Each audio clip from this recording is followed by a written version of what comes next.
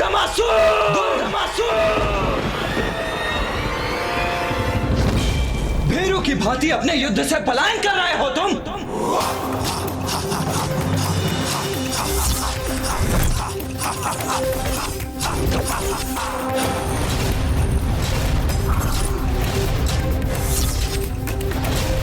भीरू, भीरू,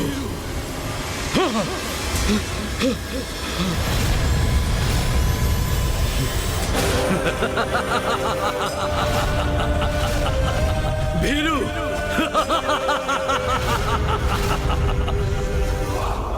क्या तुम्हें ज्ञात भी है कि मैं कौन हूं? मैं महायोद्धा रूरू पुत्र दुर्गमासुर हूं मैं, दुर्गमासुर।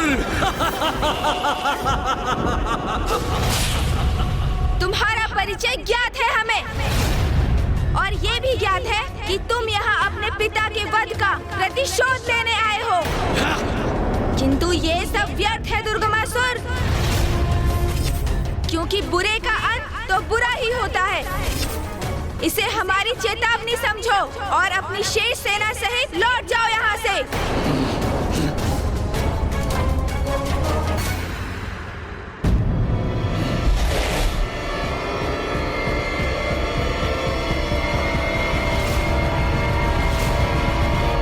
चेतावनी दे रहे हो मुझे?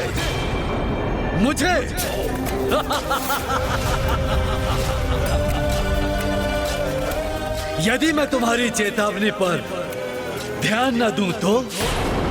गणेश, शब्दों की इस क्रीड़ा में कोई रुचि नहीं है मुझे। वहां काशी में ऋषि जैक्षुए अति गंभीर अवस्था में, हमारा काशी लौटना अति आवश्यक है। इसीलिए अभी अपने एक ही बार से इसका वध कर इस युद्ध का भी अंत कर दूंगा मैं।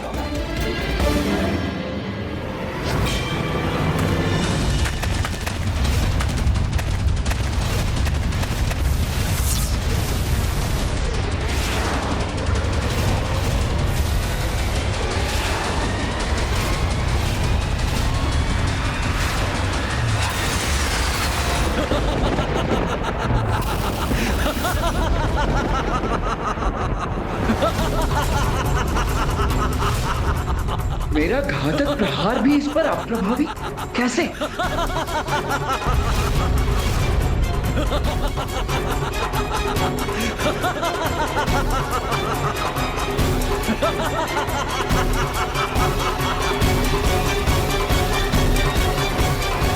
क्या हुआ? तुम तो एक ही वार में मेरा अंत करने वाले थे। आओ, आगे बढ़ो, अंत करो मेरा। क्या ये भ्रांति थी तुम्हारी कि एक असुर महायोद्धा दुर्गमासुर का अंत इतना सरल होगा? अंत करो मेरा, प्रयास करो, आगे बढ़ो। किंतु मुझे ढूंढ तो लो, ढूंढो ना, ढूंढो, ढूंढो, ढूंढो ना। वास्तविक दुर्गमासुर का संधान तो कर लो, कर लो। ढूंढो, ढूंढो, दुर्गमासुर को ढूंढो। या!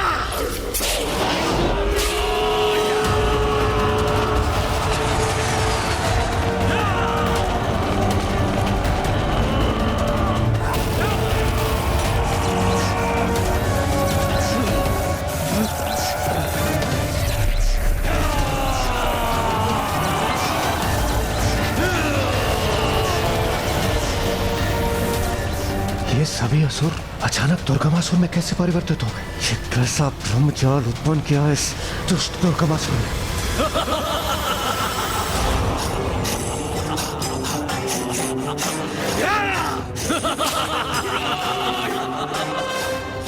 यदि मैं यहाँ हूँ तो अपनी इच्छा पूर्ण करो, अंत करो मेरा, प्रयास करो। किंतु इन सहस्त्रों दुर्गमासुर में से मैं कौन हूं, ये तो ढूंढो।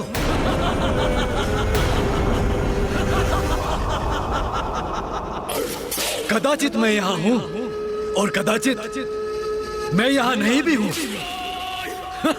वास्तव में मैं यहाँ से कहीं दूर ही हूँ।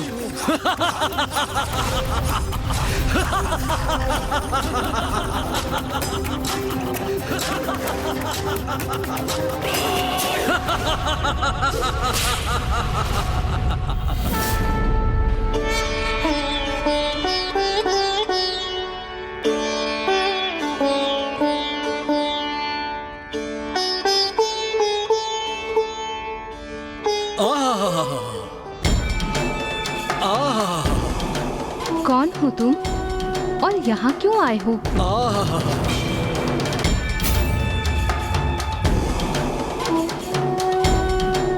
प्रणाम देवी, क्षमा चाहता हूँ, मैंने आपको चौंका दिया।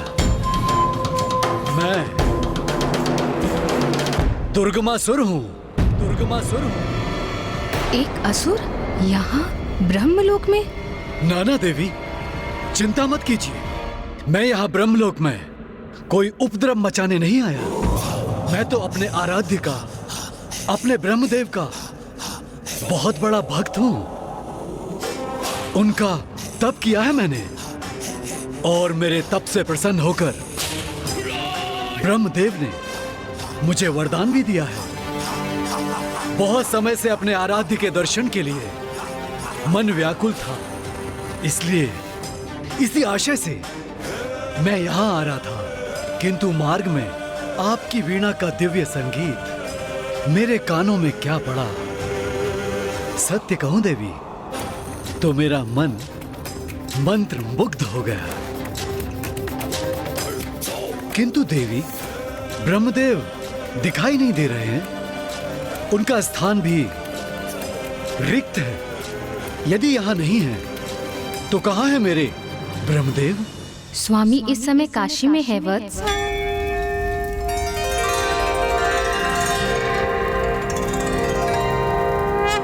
तब तो अभी भी उनके दर्शन का सुख प्राप्त नहीं होगा मुझे।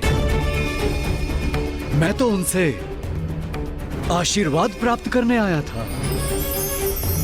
प्रभु का आशीर्वाद तो सदैव अपने भक्तों के साथ है पुत्र।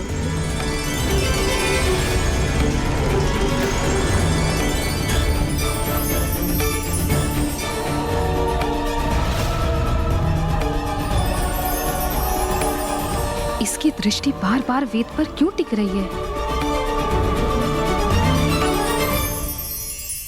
स्वामी शीघ्र ही लौटने वाले होंगे वत्स। तुम अभी प्रस्थान क्यों नहीं करते? कुछ समय पश्चात प्रभु से भेंट करने पुनः लौट आना। देवी, आपको भय का आभास नहीं हो रहा है? भय? मुझे? भय मुझे क्यों होगा वत्स? कि ब्रह्मदेव आपको यहाँ अकेला छोड़ काशी चले गए और अपने पीछे पवित्रता और दिव्य में श्रेष्ठ वेद को यहीं छोड़ गए। आपको भय नहीं होता यदि कोई यहाँ आए और वेद का हरण कर ले?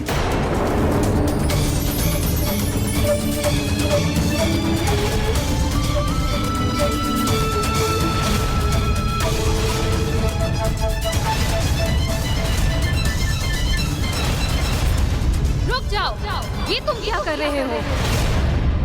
स्वामी के आसन की ओर क्यों बढ़ रहे हो? देवी, चिंतित ना हो।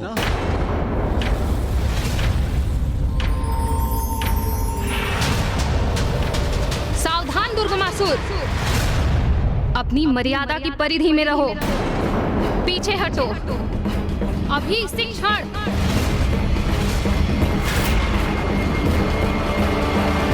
देवी, मैं ब्रह्मदेव का अनन्य भक्त हूँ। मैं तो आप पर उपकार कर रहा हूँ।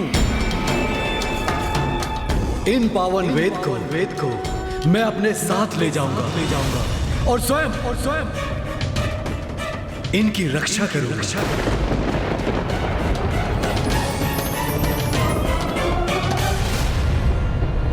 तुम ऐसे नहीं मानोगे। मैं अभी समस्त देवताओं का आह्वान करती हूँ। किनको बुलाएंगी आप देवी? वो सभी तो अपने अपने कार्यों में व्यस्त हैं।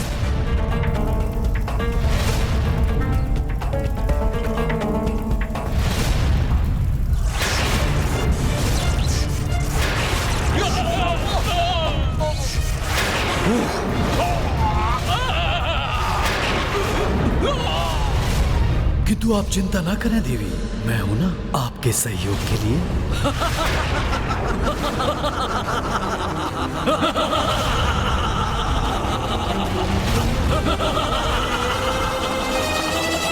ये क्या? इस मायावी ने तो अपने असंख्य प्रतिरूप उत्पन्न कर मुझे घेर लिया है।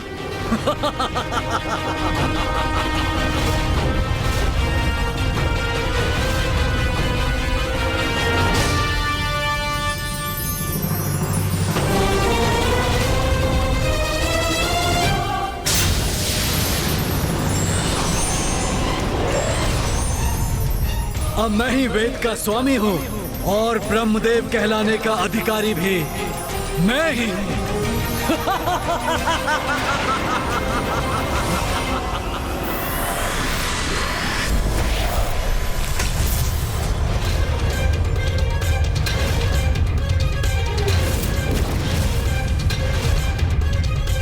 नहीं, बहुत बड़ा अनर्थ हो गया। दुष्ट दुर्गमासुर ने वेद का हरण कर लिया। स्वामी, ब्राह्मण देवता, मेरे राज्य में ऐसा दिव्य महायज्ञ कर मुझे और मेरे राज्य को कृतार्थ करने हेतु आपका कोटि कोटि प्रणाम। धन्यवाद तो मुझे आपको देना चाहिए महाराज देवोदास कि आपने काशी जैसी पावन धरती पर मेरे यज्ञ करने में मेरा सहयोग दिया। आपने मुझे 10 अश्वमेध यज्ञों का पुण्य प्राप्त करने का अधिकारी बना दिया। मैं इस पवित्र स्थान को आशीष देता हूँ और घोषणा करता हूँ कि आज के उपरांत इस पवित्र स्थान का नाम दशाश्वमेध होगा। दशाश्वमेध होगा। दशाश्वमेध होगा। दशाश्वमेध होगा।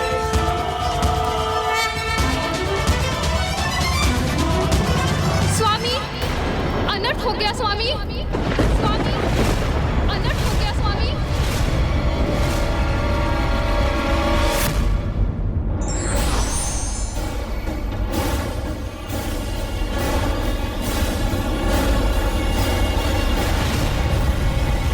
दुष्ट दुर्गमासुर यहाँ से वेद का हरण कर उन्हें अपने साथ ले गया स्वामी। ये तो घोर अनर्थ हो गया।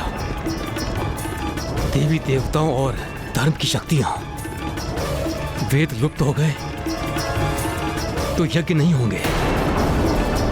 यज्ञ नहीं होंगे तो भविष्य नहीं होगा। भविष्य नहीं होगा तो देवताओं को भोजन प्राप्त नहीं होगा। वेद विहीन संसार में तो देवता दुर्बल हो जाएंगे।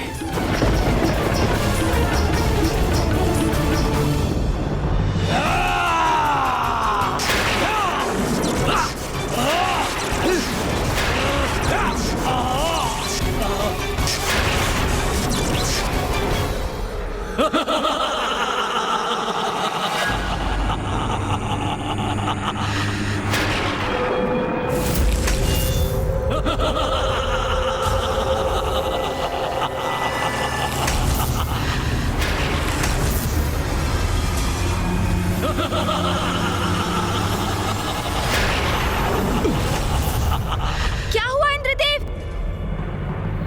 आप आहत तो नहीं हुए ना? गणेश जी, मुझे ज्ञात नहीं, अचानक से मुझे कुछ दुर्बलता का आभास हो रहा है। ये सब क्या हो रहा है यहाँ? ऐसे ज्ञात पड़ता है जैसे हमारी शक्ति क्षीण पड़ती जा रही है, जैसे हम अपनी शक्तियों से रिक्त होते जा रहे हैं।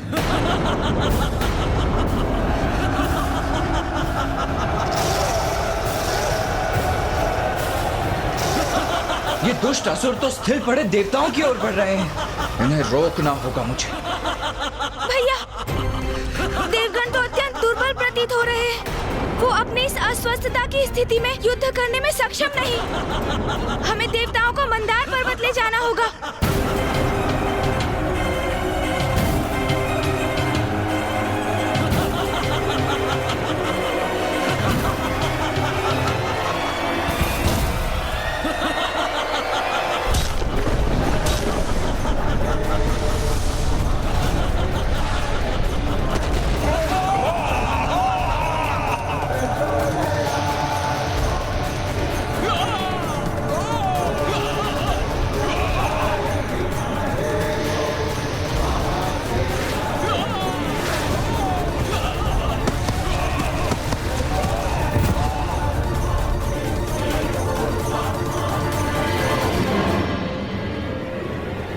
वास्तविक दुर्गमासुर कहाँ है? भैया, यहाँ जो भी हुआ वो दुर्गमासुर की योजना अनुसार ही हुआ।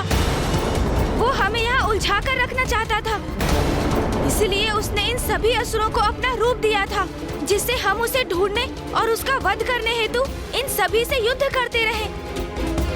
किंतु इस समुची अवधि में वो स्वयं उपस्थित नहीं था यहाँ। तुम सर्वथा उचित कह रहे हो गणेश। ये सब तो दुर्गमासुर का छल ही था। किंतु यदि वो स्वर्ग पर अपना अधिकार स्थापित नहीं करना चाहता था, तो वो यहाँ आया ही क्यों था? वो चाहता क्या था? कुछ ऐसा जो स्वर्ग से भी अधिक महत्वपूर्ण है। हाँ, स्वर्ग से भी अधिक महिमामयी है भैया।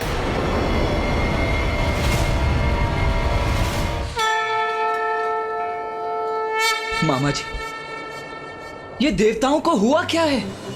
अचानक ये सब इतने शक्तिविहीन क्यों हो गए? इनके शक्तिहीन होने का कारण क्या है? वेद वेद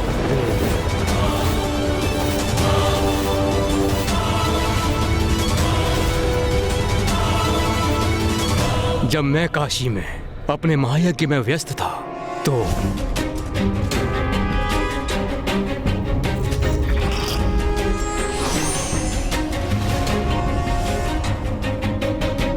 अर्थात दुर्गमासुर ने वेद चुरा लिया है।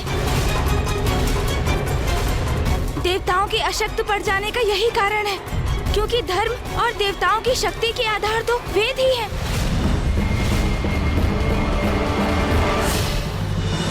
तुम उचित कह रहे हो गणेश।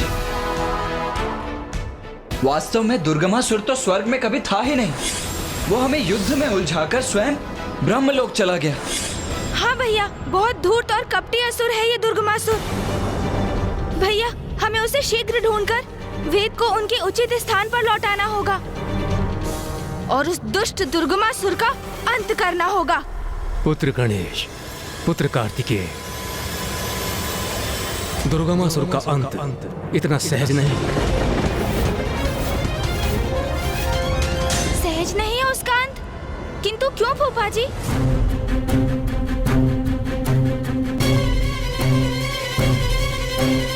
क्योंकि दुर्गमासुर का वध नहीं हो सकता, क्योंकि उसे मेरा वरदान प्राप्त है।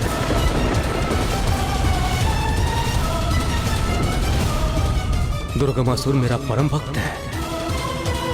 उसने मेरी कठोर तपस्या कर मेरे दर्शन प्राप्त किए हैं। आंखें खोलो वत्स। प्रणाम प्रभु। मैं तुम्हारी तपस्या से प्रसन्न हुआ। कहो, क्या वरदान चाहते हो? ब्रह्मदेव, आप मुझे अमृत का वरदान तो नहीं देंगे, ये ज्ञात है मुझे। इसलिए आप मुझे ये वरदान दीजिए कि मेरी मृत्यु एक स्त्री के हाथों से ही हो, किंतु वो ऐसी स्त्री हो जिसने वर्षों तक अपनी पलकें न झपकाई। जैसी तुम्हारी इच्छा वत्स। तथास्तु, तथास्तु। ब्रह्मदेव, धन्यवाद।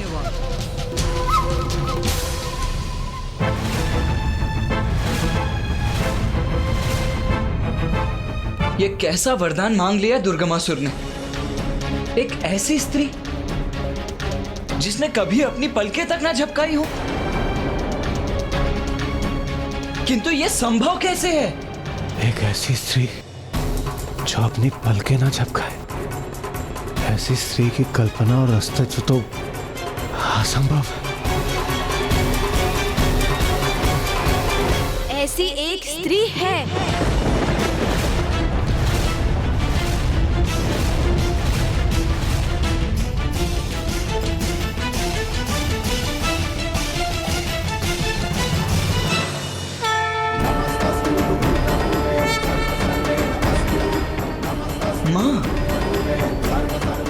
हाँ भैया,